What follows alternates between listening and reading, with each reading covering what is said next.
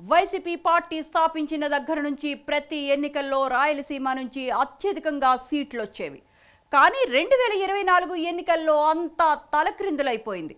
దీంతో ఆ ప్రాంతంలో వైసీపీని తిరిగి బలోపేతం చేస్తున్నారట వైఎస్ జగన్. ఇంతకు జగన్ రాయలసీమ విషయంలో ఏం చేయబోతున్నారు?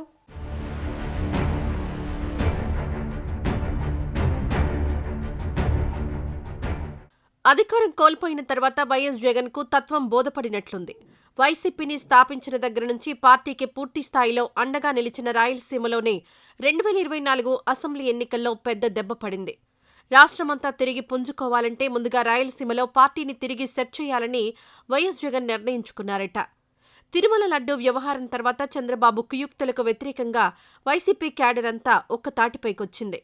దీంతో ఇప్పుడు నాయకులను సెట్ చేసే పనిలో పడ్డారంట జగన్. ముఖ్యంగా తాను స్వయంగా రెడ్డి సామాజిక వర్గానికి చెందిన వ్యక్తి అయిన రాయలసీమలో రెడ్లంతా తన వెంట ఉండకపోవడానికి గల కారణాలు వెతికే పనిలో పడ్డారట. సోషల్ ఇంజనీరింగ్ పేరుతో రాయలసీమలో కూడా రెడ్ల ప్రాధాన్యత తగ్గించేలా జగన్ గతంలో కొన్ని నిర్ణయాలు తీసుకున్నారట. ఇప్పుడు వాటన్నింటినీ కాదని తిరిగి రెడ్లకే రాయలసీమలో పార్టీ బాధ్యతలు అప్పగించే పనిలో పడ్డారట.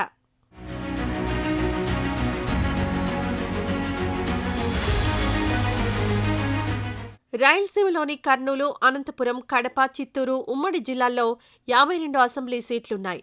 2019 ఎన్నికల్లో కుప్పం, ఉరవకొండ, హిందూపురం తప్ప మిగిలిన అన్ని సీట్లు వైసీపీ గెలిచింది. కానీ 2024 వచ్చేసరికి సీన్ రివర్స్ అయింది. రాష్ట్రంలో 11 సీట్లు గెలిచిన వైసీపీ రాయలసీమలో 7 స్థానాల్లో విజయం సాధించింది. పొంగనూరు నుంచి పెద్దిరెడ్డి రామచంద్రారెడ్డి, తంబళ్లపల్లి నుంచి ద్వారకానాథ్ రెడ్డి, మంత్రాలయం నుంచి వై బాలనాగిరెడ్డి, రాజంపేట నుంచి ఆకెపాటి అమర్నాథ్ రెడ్డి, బద్వేలు నుంచి దాసరి సుధా, ఆలూరు నుంచి విరూపాక్షి, పులివెందుల నుంచి వైఎస్ జగన్ విజయం సాధించారు. తప్పకుండా గెలుస్తారని అంచనా వేసుకున్న కేతిరెడ్డి వెంకట్రామరెడ్డి, బుగ్గన రాజేంద్రనాథ్ రెడ్డి, పెద్దారెడ్డి వంటి వారు కూడా ఓటమి పాలయ్యారు. పలుచోట్ల అభ్యర్థులను ఇతర స్థానాలకు మార్చడం కూడా మైనస్గా మారింది. సోషల్ ఇంజనీరింగ్ రాయలసీమలో కూడా పెద్ద దెబ్బేసిందని వైఎస్ జగన్ భావిస్తున్నారట. అందుకే తిరిగి పార్టీకి పూర్వ వైభవం తీసుకుని రావడానికి జగన్ ప్రయత్నాలు ప్రారంభించారట.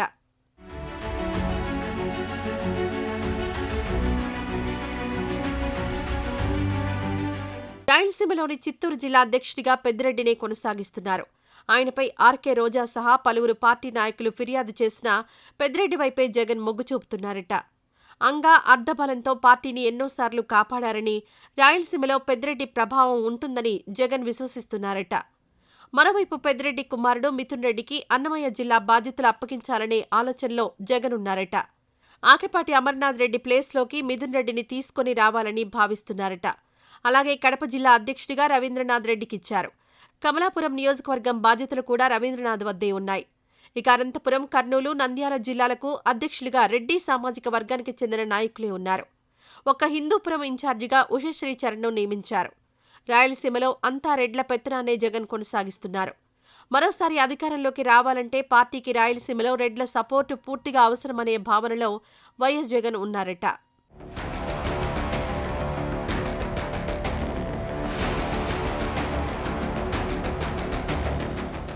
మరోవైపు వైఎస్ భారతిని కూడా క్రియాశీల రాజకీయాల్లోకి తీసుకుని రావాలని జగన్ నిర్ణయించుకున్నారట. కుటుంబంలోని విజయమ్మ, వైఎస్ షర్మిల ఇప్పటికే జగన్కు దూరమయ్యారు. దీంతో కుటుంబ పరంగా జగన్కు మద్దతు లేదనే వదంతులు బయటకొస్తున్నాయి. అందుకే భారతికి పార్టీ పరంగా బాధ్యతలు అప్పగించాలని జగన్ భావిస్తున్నారట. వచ్చే ఎన్నికల నాటికి భారతిని పూర్తిస్థాయి రాజకీయ నాయకురాలిగా మార్చాలని జగన్ వ్యూహం సిద్ధం చేశారట. ఇందులో భాగంగా కడప జిల్లా జమ్మలమడుగు నియోజకవర్గం వైసీపీ ఇన్ఛార్జిగా భారతిని నియమిస్తే ఎలా ఉంటుందనే ఆలోచనలో జగన్ ఉన్నారట.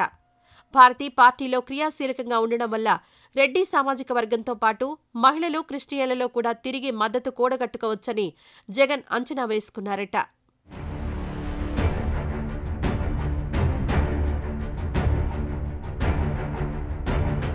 వాస్తవానికి జమ్మలమడుగు ఇన్ఛార్జిగా సుధీర్ రెడ్డి ఉన్నారు. 2014, 2019లో ఆయన వరుసగా 2 సార్లు గెలిచారు. కానీ 2024 ఎన్నికల్లో బీజేపీ అభ్యర్థి ఆదినారాయణ రెడ్డిపై ఓడిపోయారు. అయితే సుధీర్ రెడ్డితో జగన్కు చాలా కాలంగా గ్యాప్ ఉందట. 2024లో టికెట్ ఇవ్వడానికి కూడా ఇష్టపడలేదట. అయితే ధర్మవరం మాజీ ఎమ్మెల్యే కేతిరెడ్డి వెంకట్రామరెడ్డికి స్వయానా బావమరిది కావడంతోనే సుధీర్ రెడ్డికి సీట్ ఇవ్వక తప్పలేదట. ఇప్పుడు సుధీర్ రెడ్డి ఓడిపోవడంతో ఆయనను తప్పించడానికి జగన్కు మార్గం సుగమమైందట. జమ్మలమడుగు ఇన్ఛార్జిగా భారతిని నియమిస్తే పార్టీలో కూడా వ్యతిరేకత రాదని జగన్ అంచనా వేసుకున్నారట. పైగా జమ్మలమడుగులో ఓటమితో డీలా పడిన వైసీపీ కార్యకర్తల్లో నూతనోత్సాహం వస్తుందని భావిస్తున్నారట. ఆదినారాయణ రెడ్డికి నోటి దురుసు ఎక్కువ. భారతి వైసీపీ ఇన్ఛార్జిగా ఉంటే మహిళ అనే కారణంతో కాస్త ఆదినారాయణ రెడ్డి నోటికి తాళం పడే అవకాశాలు కూడా ఉన్నాయి. అందుకే జగన్ ఈ నిర్ణయానికి వచ్చినట్లు తెలుస్తోంది.